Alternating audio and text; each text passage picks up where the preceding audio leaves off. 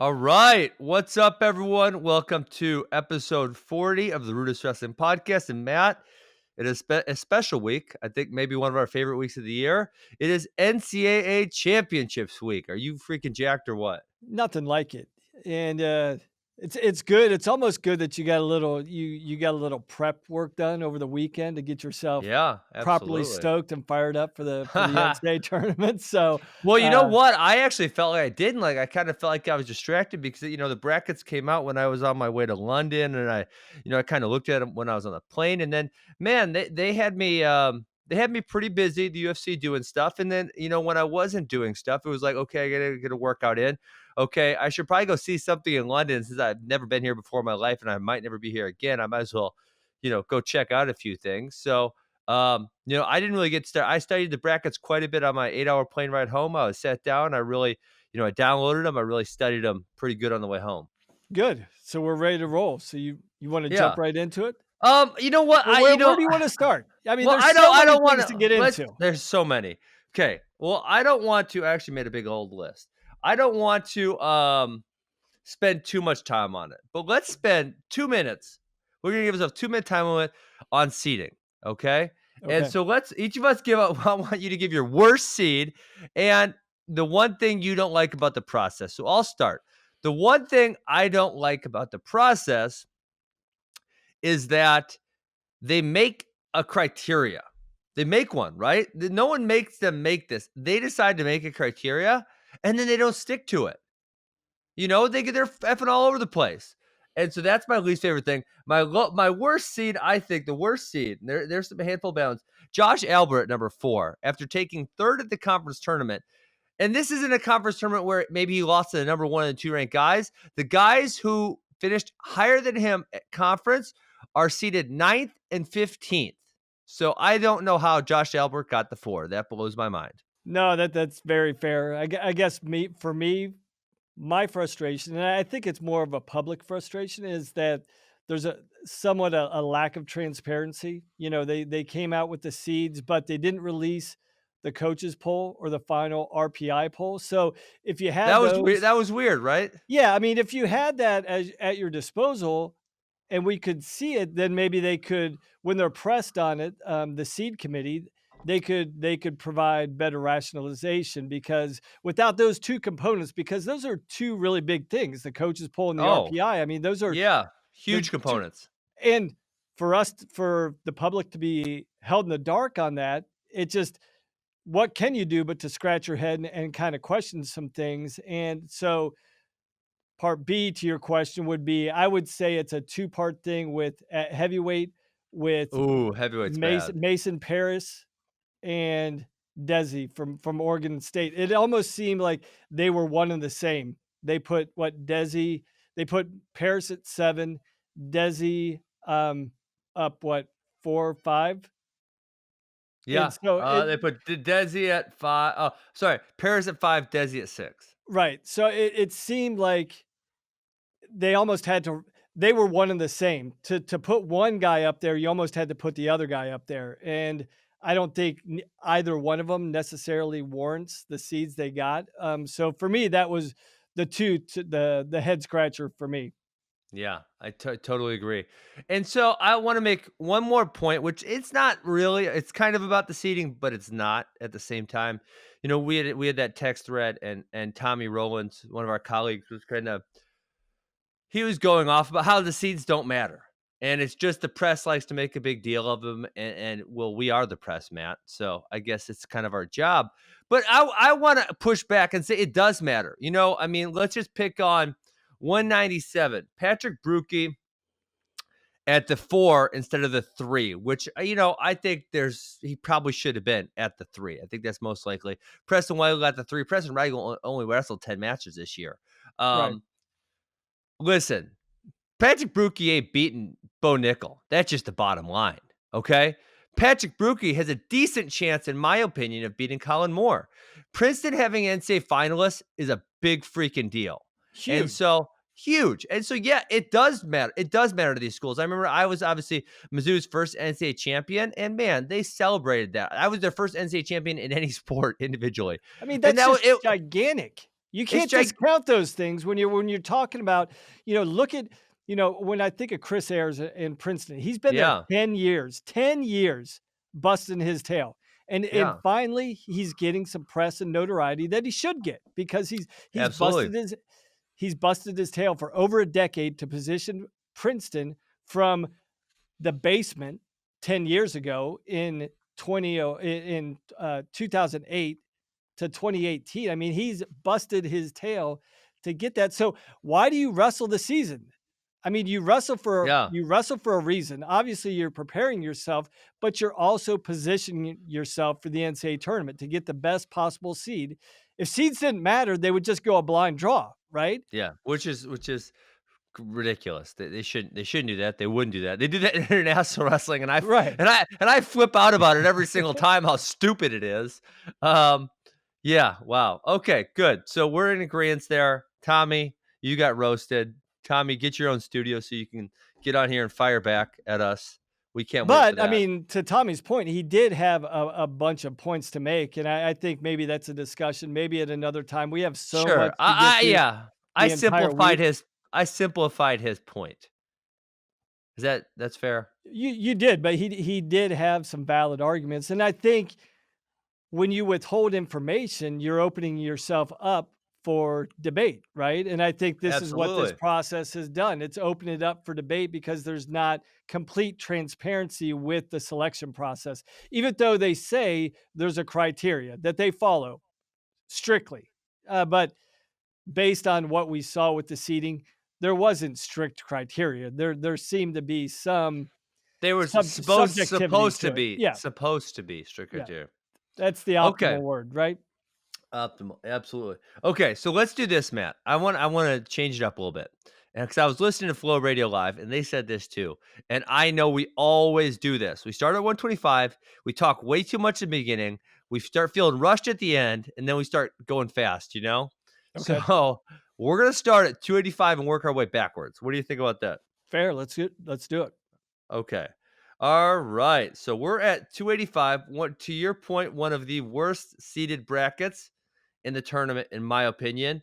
Um, And to so let people know, we're going to be going through our semifinalists and our finalist picks. Correct? yep, absolutely. So yeah, well, obviously we can't talk about there's it'd be fun if we could sit here and talk about every match, but we can't. We can't even talk about all the quarters. I mean, we got a 45-minute show. We will be broadcasting after every session of the NCAA championships, which should be a lot of fun.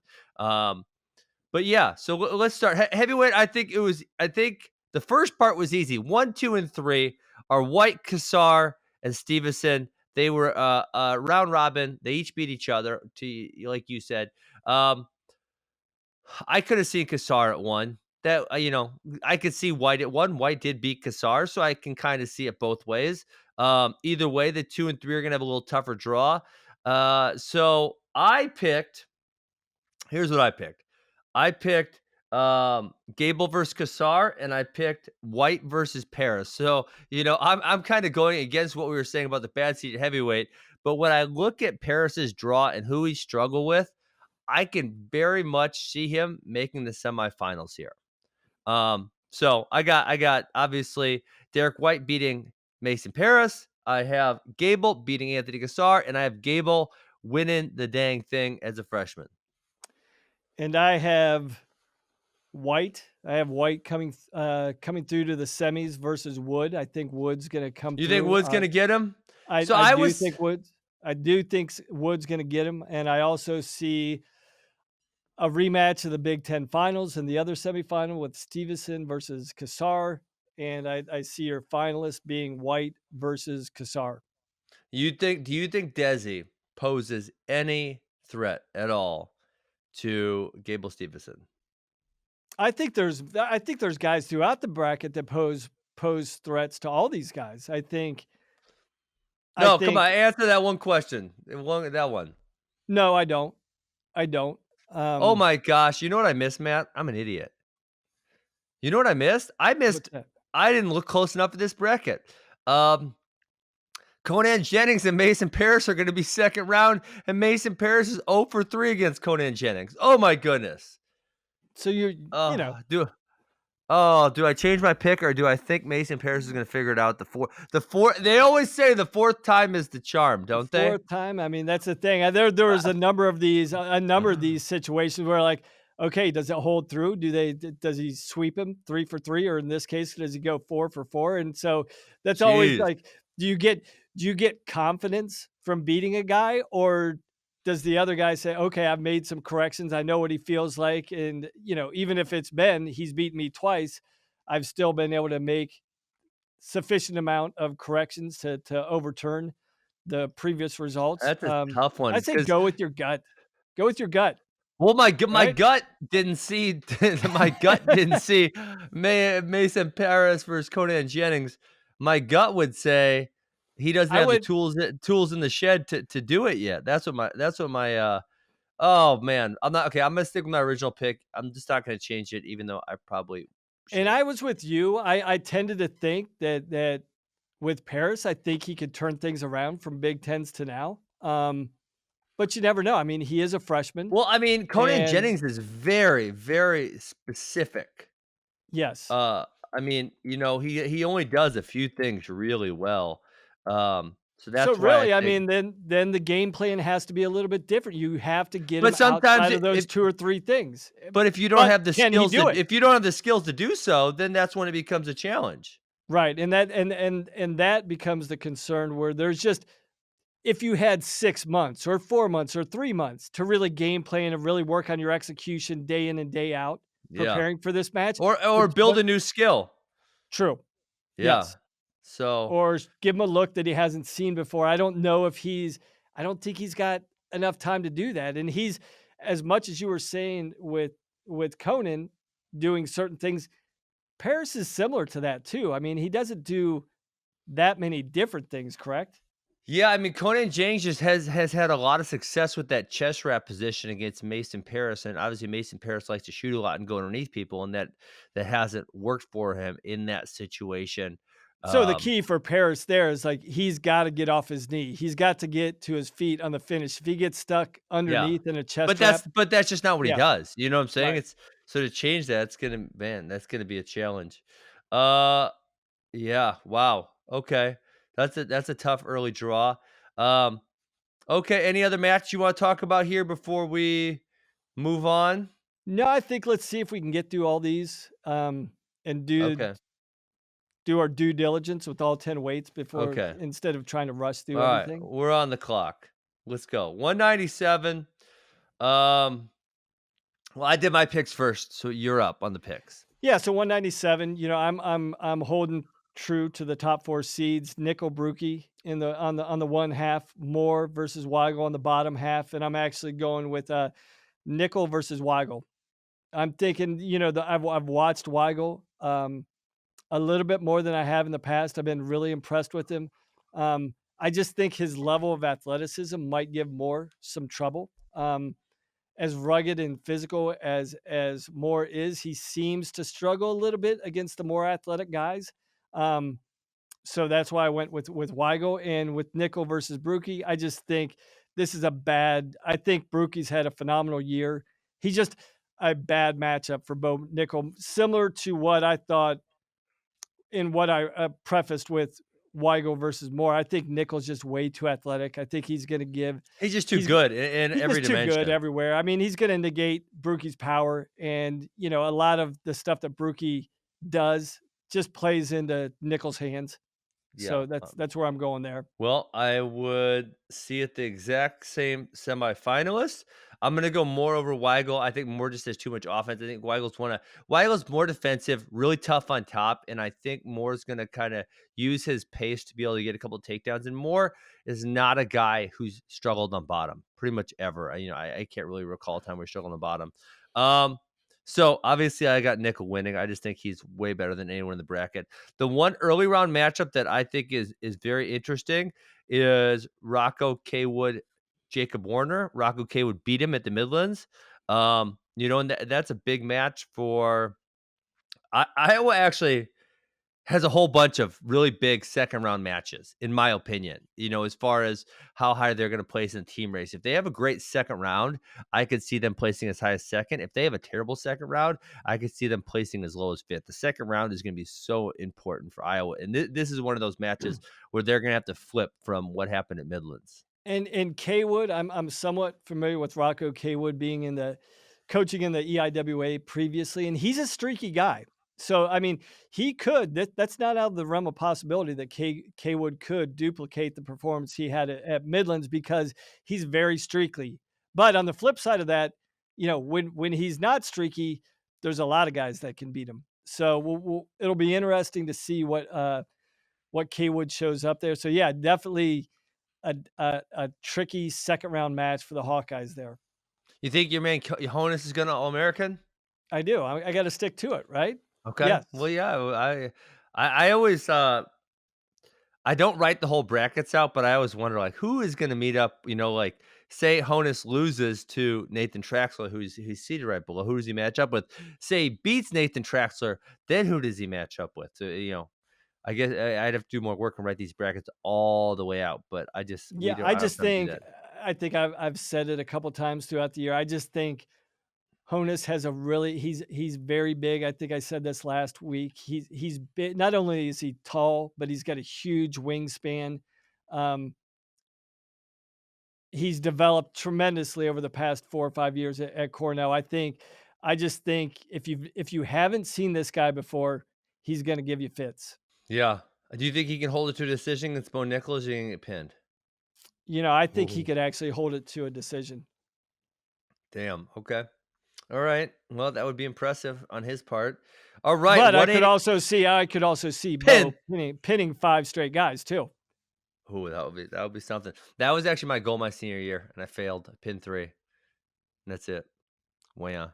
I But you had failed the most first period falls in in a history, right? row in history. Yeah. In a row. How many I in a just need row I was just need that? 18 in a row in the first period. I just needed to do it at the NCAA tournament. Yeah. Damn it. Uh, okay, let's go. 184. I got Miles versus Dean, ZZ versus Rashid. We're being kind of lame with I'm not picking very many upsets. I think Miles is just heads and tails above everybody in this bracket. I'm gonna go with him versus Shakur. I think Shakur makes the finals, but I just don't think Shakur has a chance versus Miles. I think Miles is just too good. The best Shakur can do is keep it close. Um, and then the early round matchup I like here is, and man, if you would have told me before the season, Matt, one of these guys was the 2 seed, one of them was a 3 seed, I probably would have believed you. So it's Vens versus Price at 8-9. I'm like, when I see them at the 8-9, it's valid based on their seed, but it's just kind of hard seeing them down so far because I thought I had higher expectations for both of those guys. It's really amazing how the season plays out and you know some preconceived things in November where you thought things were going to play out, and 4 months later, when reality sets in, where these things shake out. But that's always the interesting thing about the NCAA tournament is, as much as we've been talking seeding and maybe I want to go to Tommy's point to a little bit is like that's why you wrestle, right? And who knows what's going to happen. But for me, I did the same thing. Straightforward. Martin, Dean, Zavasky, Rashid. I almost took one of since we're going in backward order. This is what my first weight where I almost went with a little bit of a flyer in the semifinals. Who'd you almost go with? I almost went with the Dupre from Binghamton to the semifinals. Ooh, well, that would have been a biased pick on your side, but It would have been it would biased, have been but okay. it would have I been could biased, see him.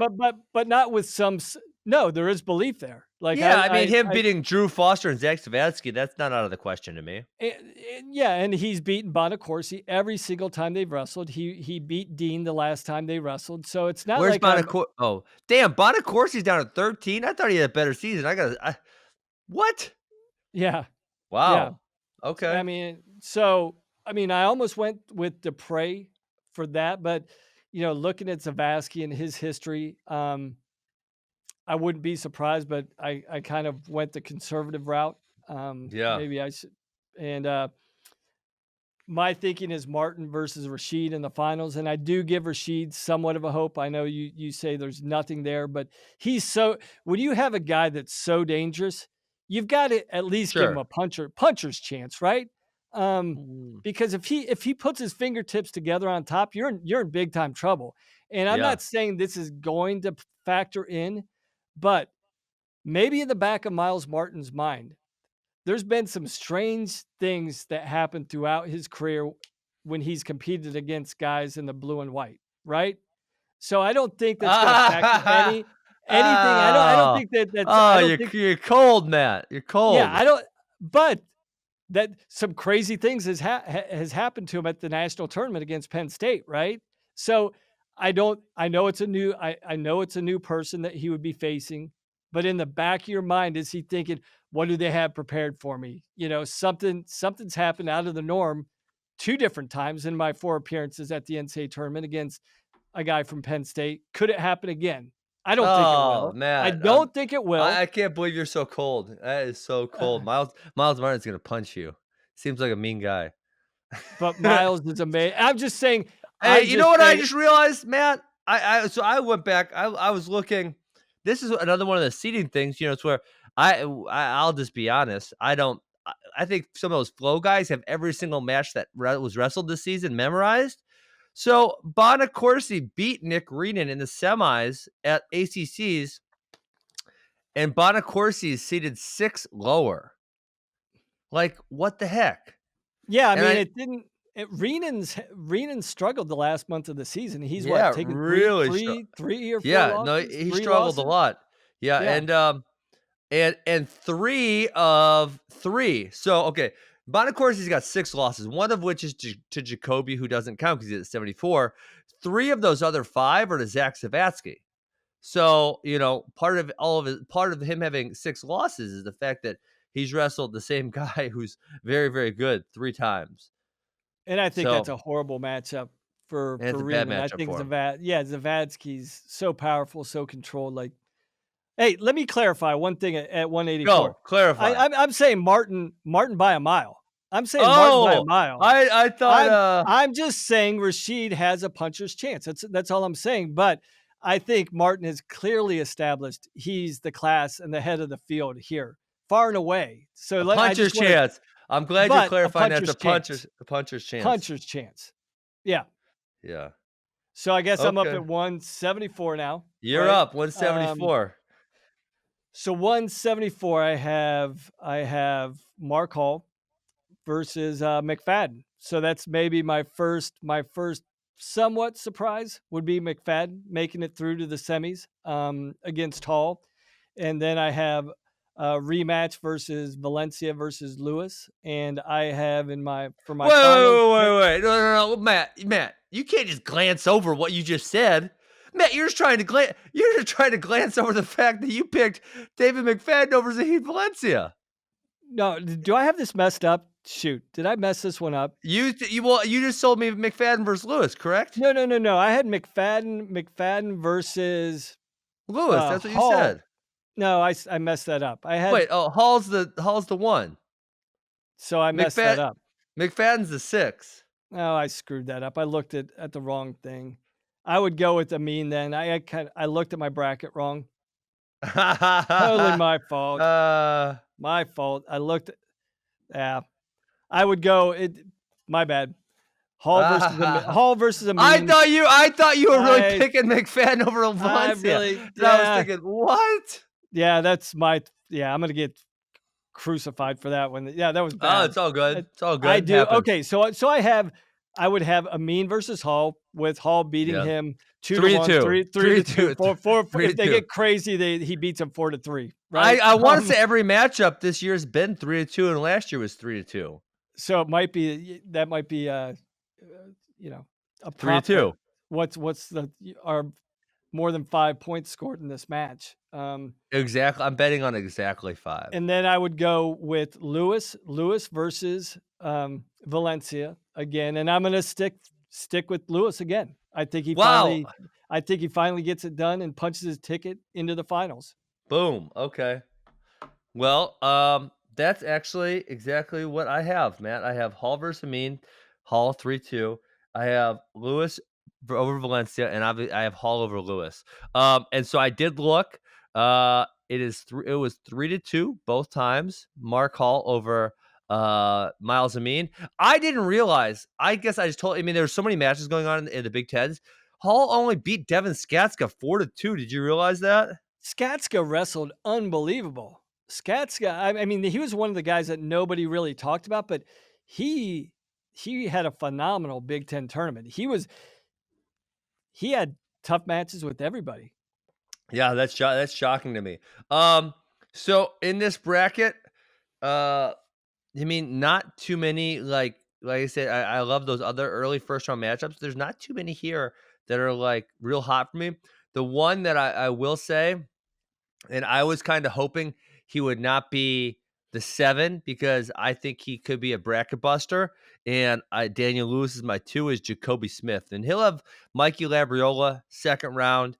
Man, Jacoby's been hot. He's wrestling really well. I was hoping he would be like a 6 or a 5 so he could be in someone else's path because the 6 McFadden, the 5 Cutler, they don't worry me for Daniel Lewis quite as much as Jacoby Smith does. Yeah, and to be clear, I know there's been a lot of discussion, but I don't think you can discount the point that Jacoby is undefeated at 174. So, Yeah, absolutely. Which and they put him all the way down at the 7. And that's where you see the inconsistency. Matt is like right. Preston Weigel is 10-0 at 197, and he's the 3 seed. Jacoby is more than 10. I think we counted what 17 last week. I ended up counting him last week. I think it was like 17. 17-0 at 174, and he's not. Seated all the way down at 7. So And I there's think some. there is in the seating criteria, there is a criteria breakdown where there's what percentage of emphasis is placed on conference titles and conference placement. There is a criteria for that. I think that's glossed over a little bit, But but they both I took don't first.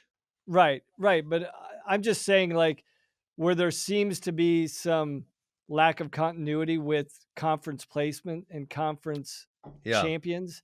I know there's a percentage placed on where you place at the conference tournament, and it is lesser than I think the coach is pulling the RPI poll, Yeah. but there is something that factors into that. But that's something again I would like to know and see how that was factored in totally. Okay, 165. This is another one. We said that 3 through 6 could be mixed up any which way, and they were. I know a lot of people are upset about the Josh Shields getting number 3. Okay, I'm not before that you start this, I'm can I not that just upset. I'm not that upset about it. I think it's fine. I thought they could have gone any way with it. okay, but Are before you you get upset about into it? this, I'm not upset at all. I think it's I was gonna attack you a little bit. Bring the And heat. Let's go. tell me, instead of begging for a stall call against Marinelli, tell me how Wick is going to take down Marinelli. That's what I want to know. Oh, I can't tell you. Secret weapon. Okay. Secret weapon. Okay. Okay, so let's go. Let's go with this. Well, I'm gonna say my picks, then you say your picks real quick, and then I got a brain buzz for you. I got Marinelli versus Wick. Wick getting the win. I have Massa versus Chenzo with Chenzo getting the win, and I have Evan Wick winning the NCAA title. Okay. So I'm closely to you. I've got Marinelli Wick, Joseph versus Massa. I have Marinelli versus Joseph with Marinelli winning the title. Ooh. Okay, let me ask you this. A lot of people are fired up. They think there's some type of conspiracy about Marinelli's draw. So he's going to have Joseph Smith first round, like likely. He'll have John Viruet, who had an overtime match with second round. He'll have Mecky Lewis, likely, who he lost to at the Junior World Trials Junior third Worlds. round. He'll have Evan Wick, who he had very tough match with fourth round. So people are saying like it's like somehow that NCAA conspired to give Marinelli the toughest draw ever. I guess I'll give you my take on it, but do you see it that way? No, not at all. I mean, I'm Joe Smith earned the 33 seed. Maybe the seating committee was trying to prove a point here. And I he don't didn't think look so. great at conference. I mean, He didn't. He got what, 5th or 6th? yeah, and he fell apart against Demetrius Romero, and so you're thinking if Marinelli uses pace, I mean, he's bound to fall apart again, right? Yeah, and I mean, Joe has never looked good going back to his freshman year, like early rounds right after And, weigh-ins. Like, yeah, and he's got to wrestle right after weigh-ins because he's gonna have he's got the pigtail, so he's gonna be yeah, up right away. I mean, he's gonna be the first match on the mat. Then he's got to come back probably an hour and a half ish later, something around there, and wrestle again. yeah, because So you're talking roughly. It's basically in between his pigtail and his first round match. It'd roughly be the same amount of time in a dual meet between 25 and 165. There'll be well, no, there'll be 10 pigtails. There'll be 10 pigtails on but 8 then matches. it's 16 matches for 8 mats, so it's like a double duel. So 2 hours. So he's gonna have some recovery time after his pigtail. Is Mhm. he gonna have enough recovery time? Because Marinelli's gonna bring the heat. Is he gonna be able to withstand the heat? Because I I think the answer to that for me is no, he's not. I mean, look at what his match against Demetrius Romero looks like. He fell apart. He literally couldn't move in the third period. yeah, and it's not a matter of if he's gonna go out. It wouldn't surprise me if he goes out and takes Marinelli down a couple times. It wouldn't surprise me at all. But Joe is he Smith, gonna yeah. Oh, Joe I Smith, agree. but is he gonna be able to sustain that in the No, 6th and 7th minute? I don't think so. yeah. Not if Marinelli's bringing the heat. The way he brought the heat against Joseph in the Big Ten finals, if he wrestles like that, I don't see anybody being able to withstand his pressure and his heat for 7 minutes. So, yeah, Well, but I then totally with agree with that. Virouette, the same thing with Virouette, he got beat at EIWAs. So a lot of these guys, Vera didn't it's have a great EIWAs at all. no, not at all. So, and then Mekhi Lewis, I mean, freestyle and folk style, 2 completely different ball games. So just for reference, John Virouette lost to both Ebijiro and Leonard Mirkin, who I'm not really sure who that is, but lost to both those guys at the EIWA. So Virouette, people are saying, "Oh, Marinelli had a tough match with them," but Virouette is not a world beater. No, I mean, he's very solid and has a good season and had a very good season. He just didn't have a good EIWA tournament. But, the way for Marinelli to make it into the finals and win it, he's probably for a number 1 seed, it's as difficult as a draw as you're probably gonna get. Oh, But so I think you are saying that NCAA conspired against him? no, I'm not. I'm just saying the way it's more the guys not wrestling at their best at the conference tournament. So What I they get mean, it. are we even assured that are we even assured that John Virouette's gonna beat Thomas Bullard? And are we even assured that Mecky Lewis is gonna beat Demetrius Romero?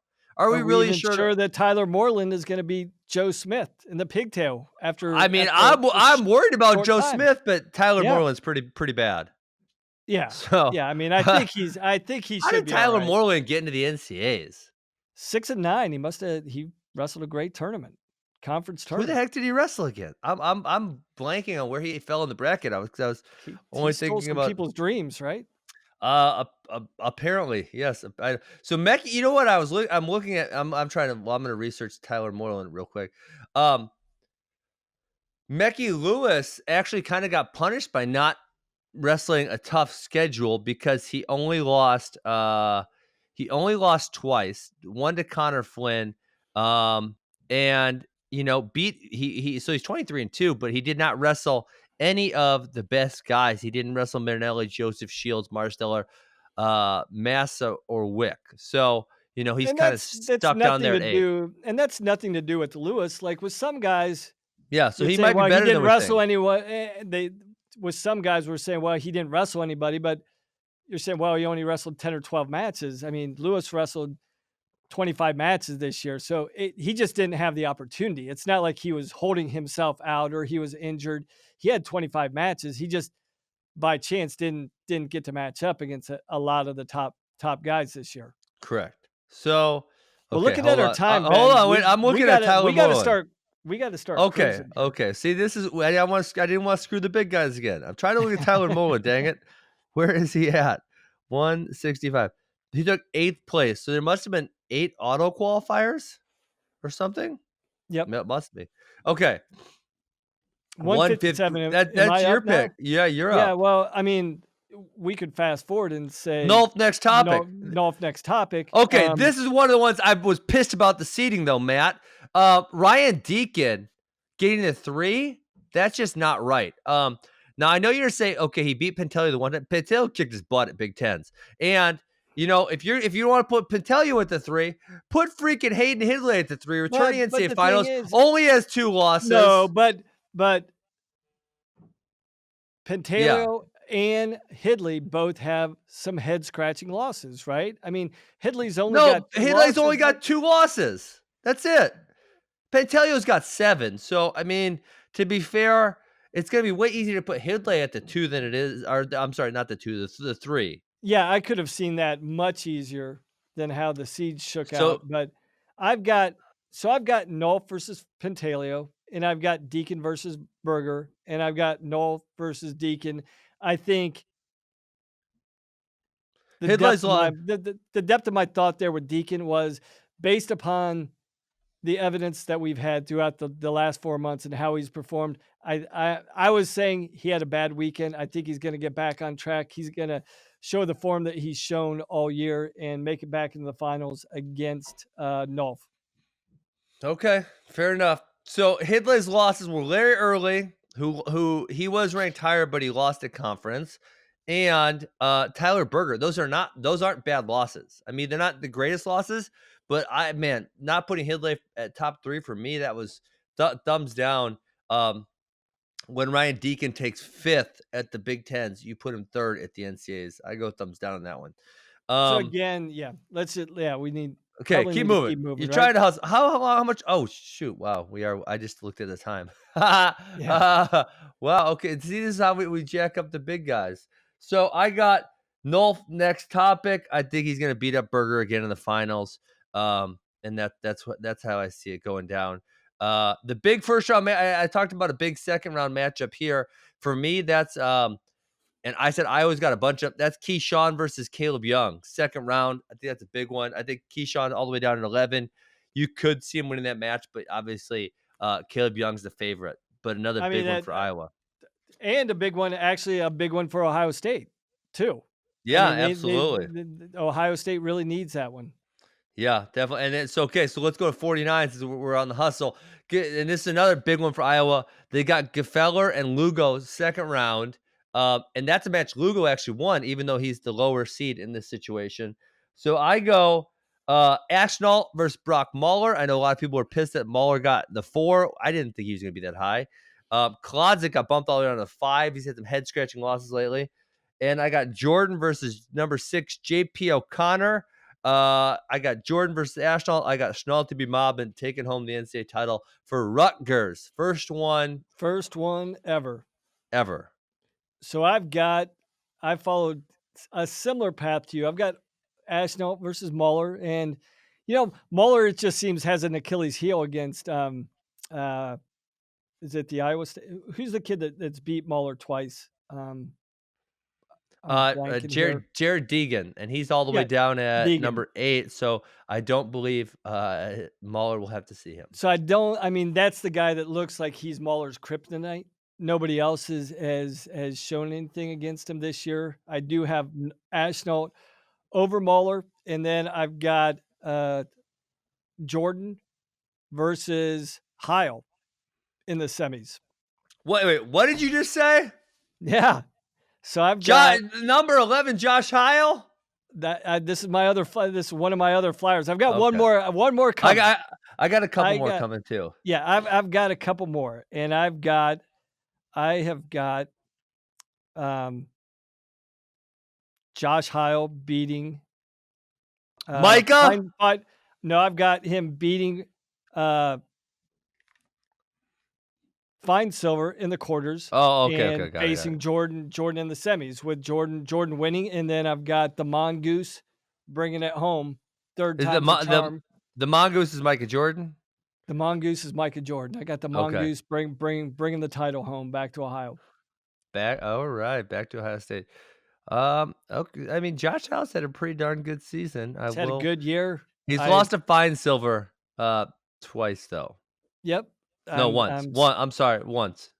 I'm saying he's gonna reverse it this time in the Okay. quarterfinals, and so, um, Well, yeah, we better keep it moving. yeah, 141. This is my pick, right? 141 or yes. yours?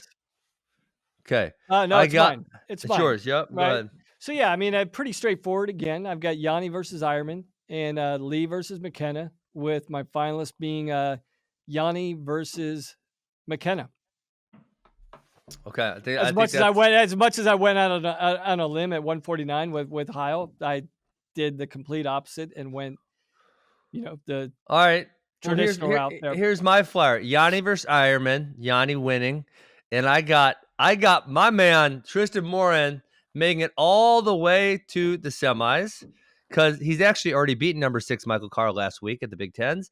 He's already beaten number 3 Nick Lee. So I don't even think I have to say anything too crazy when I say he's gonna make the semis.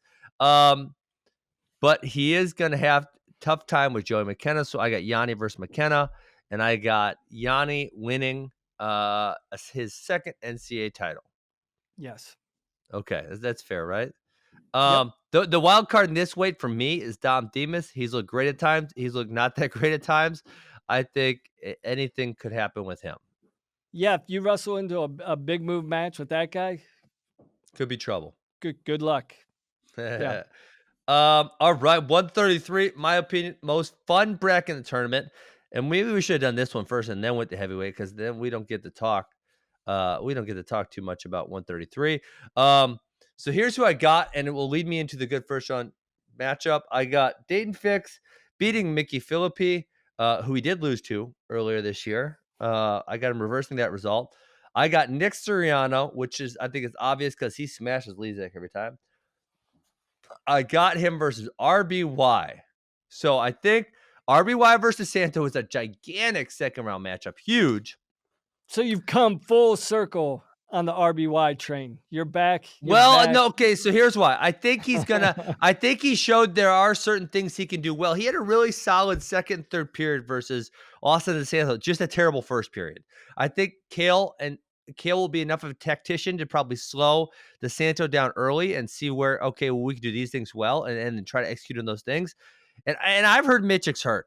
So, I can't prove that. I heard he's not going to be nearly himself. So, if you're going to not that healthy Stevan Michik, I think he could get beat by either Bravo Young or DeSanto, whoever wins that match. And then so I got Bravo Young losing to Soriano. I've got that bottom half the same. Unfortunately, I've heard the same thing about Michik, which is fortunate because he has wrestled. I mean, if there is a favorite, if there's a favorite in this weight class, it would be Michik, in my opinion. It would If be, he's yeah. healthy, if I mean, he's healthy, I think he's the favorite. But I've heard what you've heard. I've heard, and I hope I'm hearing wrong because I would love to see a healthy Michik at the NCAA tournament. I would love to see him win an NCAA title. But if he's not at his best with the depth of talent at this weight class, there's not a lot of room for error. And if you're even 1 or 2 percentage points off against some of these guys, that could be the tipping point. So I do have Suriano versus RBY in the semis. oh, you do too. Okay. I So you do. got Which, you got RBY changing it up against DeSanto too. yeah, I figured we were on that train at the beginning of the year. I'm sticking with my gut. I believe Penn State will have this guy ready to wrestle at his best. I believe they've shown the ability to thrive at the biggest moments possible. So I think he'll shine. Do I think he'll make it to the finals? No, I think Soriano's a bit too much for him. So I'm picking Soriano in the finals, and then up top, I've got Fix versus Bridges from Wyoming, What? which I think That's your other and here flow. that Hold on. Where's Bridges that's at? 12. he's number 12, and I'm thinking, looking at Bridges' season. He came off last year as a freshman All-American, wrestled great. He struggled early at the beginning of the year, which is not atypical for guys that you wouldn't traditionally pick to be All-Americans as freshmen. Sure. You've seen a lot of those guys the Mm-hmm. first half of their sophomore year have mixed results, and it's almost like they have to recalibrate and reset Yeah. themselves and refocus because I'm not saying that he wasn't prepared to be an All-American, but I think he was a little bit surprised that he placed. Um, Absolutely. but I think the second half of the year, Bridges has kind of found his stride. He's been wrestling better and better, and I think he's Yeah. going to peak at the NCAA tournament. And I think his style matchup against Luke Pletcher, I think I'm picking Bridges over Pletcher Ooh-wee. in the second round. All right, And Matt, then I'm picking him to continue his streak and against Philippi. Bridges over Philippi. Ooh. But I still have Fix making the finals with Fix winning the entire thing. Yeah. Okay, last weight class. You're up. Now let's finish this out strong. I was going, man, I was going back and forth. But This is a tough one.